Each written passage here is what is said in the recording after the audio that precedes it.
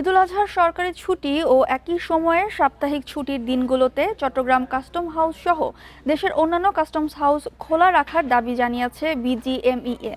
পাশাপাশি এসব দিনে সংশ্লিষ্ট ব্যাংক শাখা খোলা রাখারও দাবি জানানো হয়।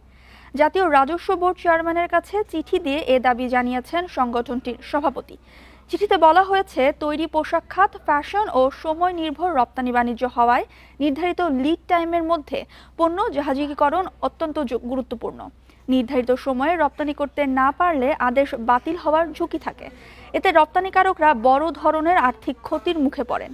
এ অবস্থায় রপ্তানি কার্যক্রম সচল রাখতে বন্দর, কাস্টমস, ব্যাংক ও ইপিবি সহ সংশ্লিষ্ট সব প্রতিষ্ঠানের নিরবচ্ছিন্ন সহযোগিতা প্রয়োজন। 200-র বেশি সার্ভিস ও ফিচারে লেনদেনের সব বিকাশ অ্যাপে সম্ভব। পণ্য সময় মতো জাহাজীকরণ নিশ্চিত করতে ঈদের দিন ছাড়া 25 মে থেকে 31 মে পর্যন্ত ছুটির দিনগুলোতে চট্টগ্রাম কাস্টমস হাউস সহ সংশ্লিষ্ট অন্যান্য কাস্টমস হাউস বা স্টেশন এবং সংশ্লিষ্ট ব্যাংক শাখা খোলা রাখা জরুরি।